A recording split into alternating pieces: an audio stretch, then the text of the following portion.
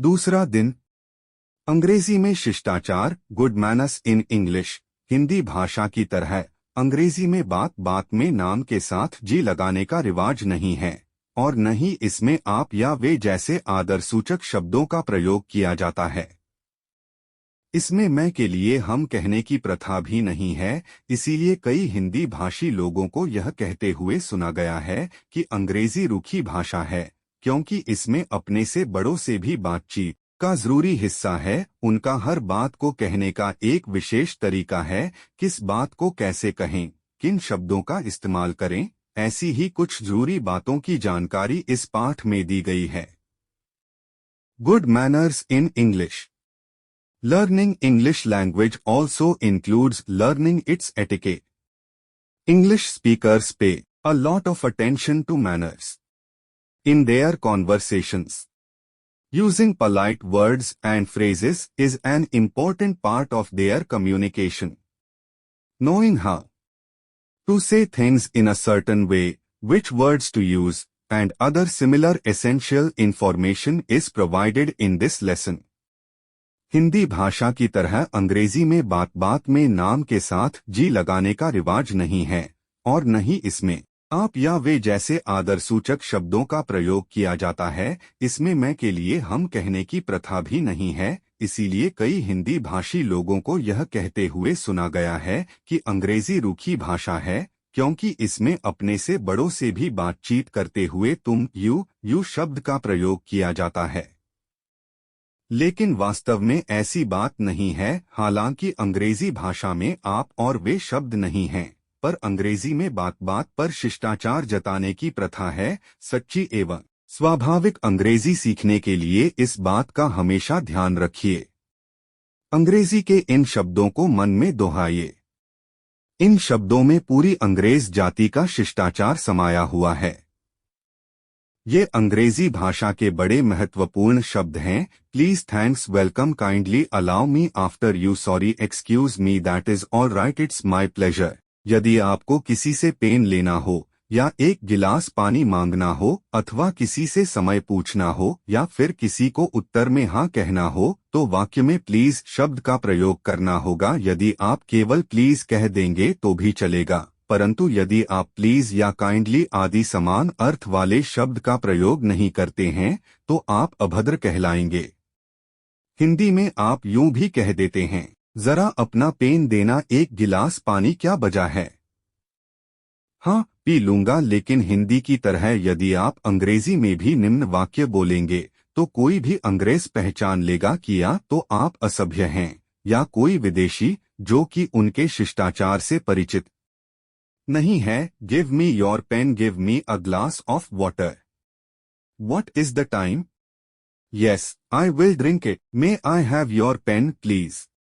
A glass of water please. Time please?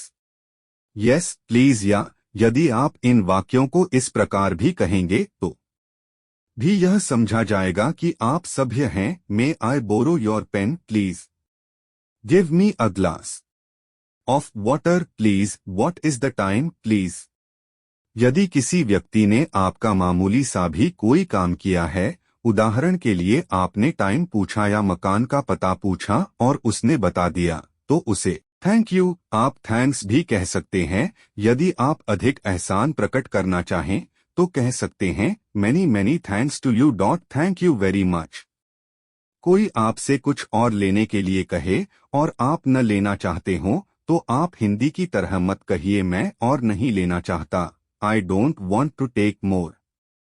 I don't want to take more, बल्कि संक्षेप में कहिए no thanks. आपने किसी का कोई छोटा सा काम किया और बदले में उसने आपको कहा थैंक यू, तो अंग्रेजी में बात यहीं पर खत्म नहीं हो जाती। यदि आप थैंक्स सुनकर चुप रह जाएंगे तो आप अभद्र या घमंडी कहलाएंगे। इस पर आपको कहना पड़ेगा इट्स ऑल राइट, सब ठीक है, या नो मेंशन, कोई बात नहीं, या इट्स फाइन, सब ठीक है, या माय प्लेजर, इसमें मेरी खुशी है, या वेलकम, यू आर वेलकम। ऐसी तकलीफ फिर दें।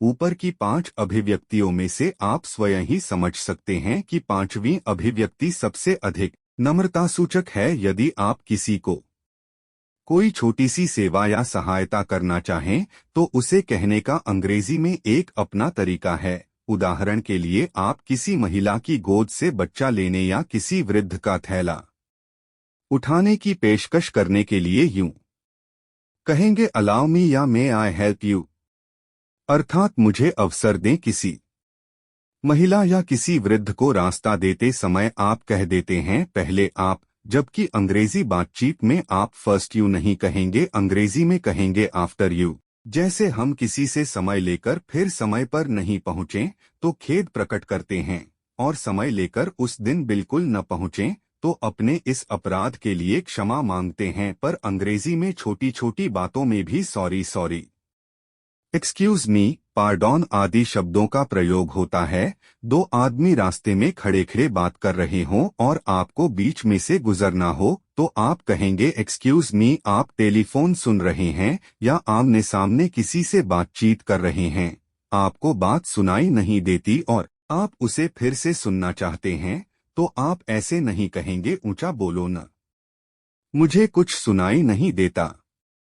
Speak loudly, I cannot hear anything else. कोई कमरे में बैठा है, आप उसके मकान पर उससे मिलने गए हैं तो बिना सूचना दिए या आज्ञा लिए आपको अंदर दाखिल नहीं होना चाहिए, बल्कि अंग्रेजी में आप इस आशय का वाक्य कहेंगे, मे आई कम इन प्लीज, क्या मैं अंदर आ सकता हूँ, और वह पलटकर कहेगा यस प्लीज कम इन, या विद ग्रेट प्लेजर, खुशी से, या ऑफ कोर्स। भाषा अपने वाक्य बनाते समय इस भाषा की रीति को सदा याद रखना चाहिए। शिष्टाचार के कुछ वाक्य। सम पोलाइट फ्रेजेस। एक, मैंने मिलने का समय दिया था परंतु मैं आ नहीं सका, मुझे माफ करें। आई am sorry, I couldn't make it that day. मैं ठीक समय पर नहीं आ सका, इसके लिए मैं माफी मांगता हूँ। I am sorry, I couldn't make it in time. माफ कीजिए, मुझे थोड़ी सी देर हो गई है।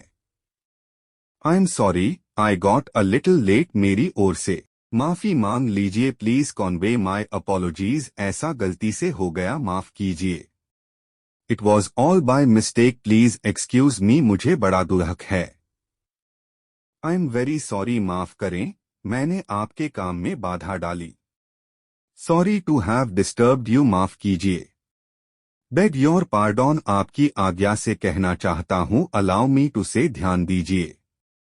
मे I have your attention please, क्या आप थोड़ा खिसकेंगे।